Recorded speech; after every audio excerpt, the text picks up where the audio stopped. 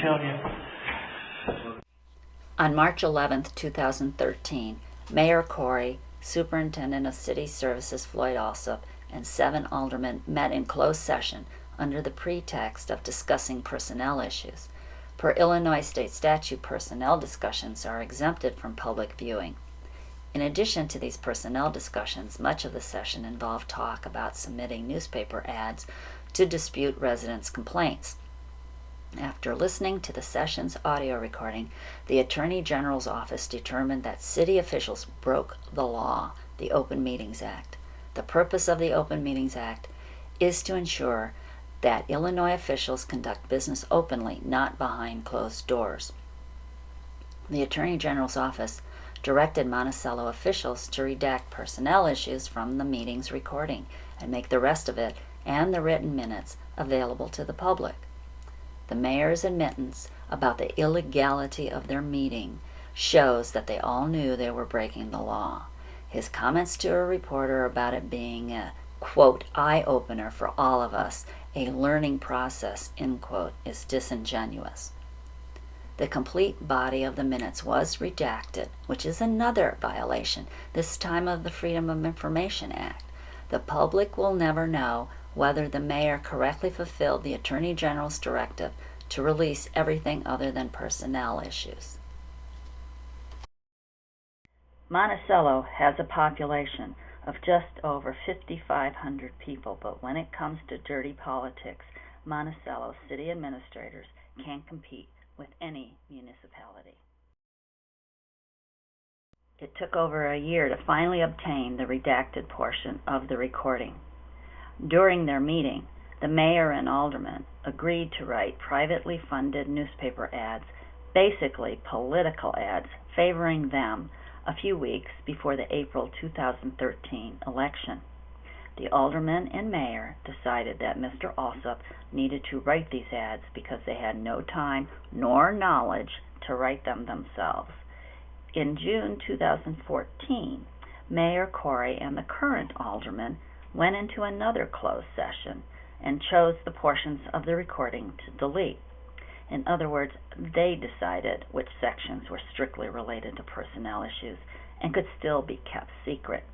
This sounds like the wolf was allowed to guard the henhouse. So, okay, roll call. Mr. Hayes. Here. Mr. Brown. Here. Mr. Kiddemeyer. Yes. Mr. Eads. Here. Mr. Mitz. Yes. Mr. Murdoch. Yes. And Mr. Cummings. Yes, I'm here. Okay. Okay, roll call complete.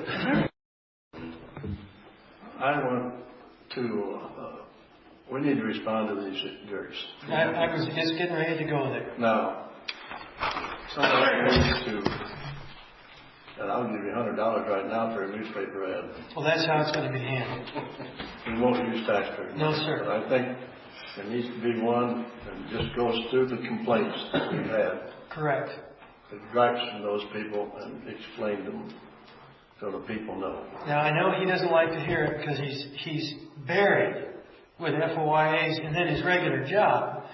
But he's the man that can best assist in a response. He and I are going to sit down, and any one of you are welcome to weigh in. In fact, all 8 of you can give us your thoughts. But we are going to formulate a response this week. And we're going to pay for an ad. I don't care how big it is, even if it's a whole page. Or if it's a quarter page. We're out of my pocket. And whoever else wants to join in, it's going to be out of mine, I guarantee it. We're going to pay for an ad, and it's going to list right off the line. Right down the line. At least a half. Oh, I guarantee it will take that much. I put in how many FOIs that they've done. I have no qualms in doing that. What work hasn't been done.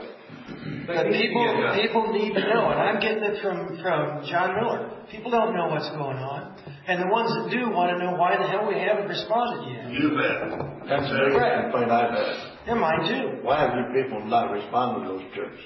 And honestly, because we didn't really know how. Because I blew my cover tonight. Well, we're going to work on it, and I'm going to have to drag him in on this, maybe to a limited extent, and maybe after hours, or maybe on a weekend. But I really want to get that in as soon. If you may find that you're going to need a couple of weeks worth. Well, I don't have a couple weeks. Well, I know, but I would, and Oh, you can split it up into 2 responses. but you might need more than that. Yeah. Because I would actually sit there and go, all right, ladies and gentlemen, here's what happened.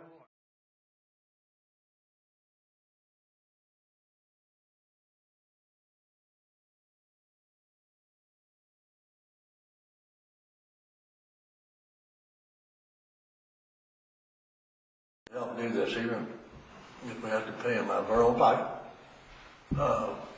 Gail Jones might be somebody, she's been around a long time. Yeah, but you know, she's not a woman of words. How about Mike's mother? She don't mix much words. No, I agree. No, she doesn't.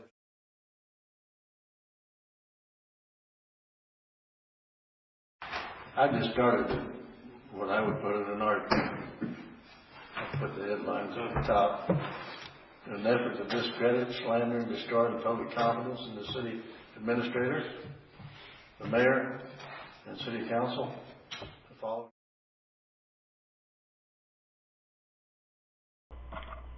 Mr. Alsop is a paid city employee.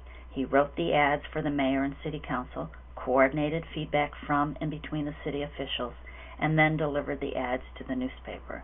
A big portion of this effort, if not all, was done during city business hours, apparently on city computers, using his city email account. Totally unethical. These emails from Mr. Alsop are typical of those sent and received while he wrote the ads and was supposed to be performing his real job. Should a city employee be writing political ads on city time and equipment to help re-elect incumbents? The employee manual forbids this. It also violates all ethical regulations. In a letter to the Attorney General and supported by the alderman's affidavits, Mr. Alsop admitted to writing the ads. The following is an excerpt from Mr. Alsop's response to the Attorney General. Quote, I assembled the information and contacted each alderman individually to present a draft of the letter, setting forth the information about the issues. I took comments about the draft, made corrections, and circulated the letter to each individual alderman and the mayor. When I had consensus, I delivered the letter to the newspaper, end quote. And by letter, he meant the ads. Why didn't our mayor have any expertise, knowledge of city operations, facts about the issues raised by members of the public? Those people who, according to Mr. Mitz, are, quote, those jerks, end quote. Residents voted for the mayor, not for Mr. Alsop. He isn't their speechwriter, political ad writer, nor the mayor's public relations manager. He's the council's and mayor's employee. Who's in charge?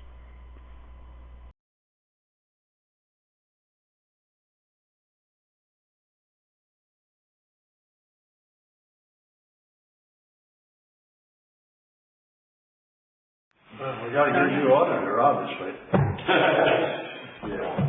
He isn't giving us, and our attorney's just giving us bad information too, because this meeting is illegal. Anybody can tell you.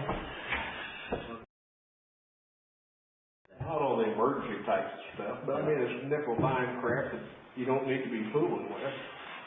I like the payoffs. That's what we're supposed to be doing, ain't it?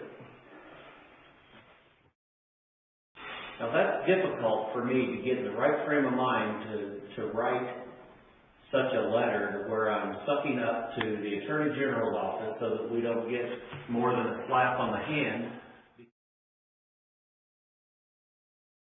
You know, whatever we can do. I mean, if we have to have some sort of a special meeting or something, I'm willing to do whatever we have to do, and I think these guys are too. I mean,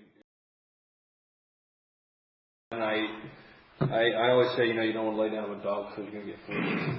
But you know, maybe it is time. I mean, I've told Floyd that I just hate to respond to him because it just gives him some credence.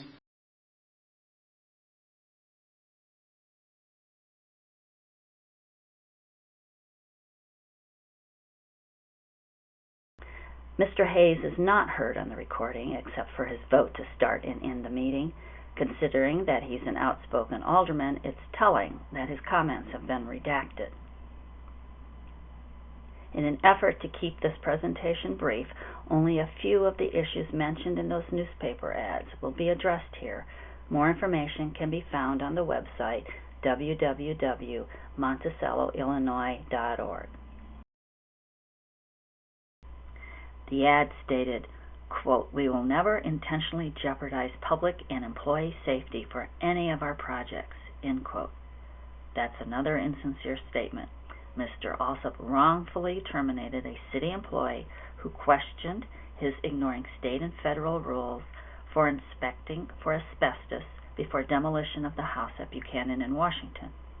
After extensive research and numerous Freedom of Information requests, a complaint was made to the Illinois Department of Labor. The Department of Labor cited Monticello city administrators for 3 serious violations for not following OSHA regulations regarding asbestos. The ad also addressed the wastewater treatment plant, stating, quote, "The newest part, filter building, is 23 years old. The rest of our plant dates back to 1938, end quote. The first study of the wastewater treatment plant was approximately 60% complete when Mr. Alsop pulled the plug on it. The consultant's estimate was about $16 million. The current consultant's estimate is $8.6 million. The true cost will probably end up somewhere in between those figures, a very costly investment that will significantly increase sewer rates. Our officials plan to borrow all of the money for that new plant. They never set aside any funds for this major investment that they all knew was looming. Part of the plant was built in 1938. Where was our long-range planning and budgeting?" In a later statement from Alderman Miller, he said, quote, "The entire sewer plant is in severe need of replacement. It's considered ancient by wastewater treatment plant standards. If this had been replaced 4 to 5 years ago, the cost may have been about $4 to $5 million. The longer you wait, the higher it goes," end quote. The ad also stated, quote, "We are trying everything within reason to continue our mission of communicating and providing transparency and open government," end quote. Not quite. For example, Mr. Alsop approved a $20,000 payment to an engineering consultant. The invoice only noted that this payment was for 2 days of work and that it was a retainer or a prepayment for preparing a study. The total contract value was $20,000. One of the days of supposed work included the date that Mr. Alsop actually signed the contract. Mr. Alsop paid the consultant. In response to a Freedom of Information request, Mr. Alsop wrote, quote, "I am not aware of the use of retainers by the City of Monticello regardless of what was listed on the invoice," end quote. Hardly an example of communicating and providing transparency and open government. Mr. Alsop stated that the Open Meetings Act is ridiculous. With the mayor, council, and superintendent showing their scorn for following state and federal regulations, how can they expect residents to trust and respect them? Mayor Corey and the aldermen have spent much time, effort, and taxpayer money, particularly on legal fees, fighting the release of the closed session recording and minutes. Instead of spending this time and money covering up their murky machinations, they could have been working constructively for the betterment of our great city. Mr. Mitz was wrong. In the first line of the ad he wrote, "The public isn't discrediting and destroying confidence in city officials. The mayor, the alderman, and Mr. Alsop are doing that themselves."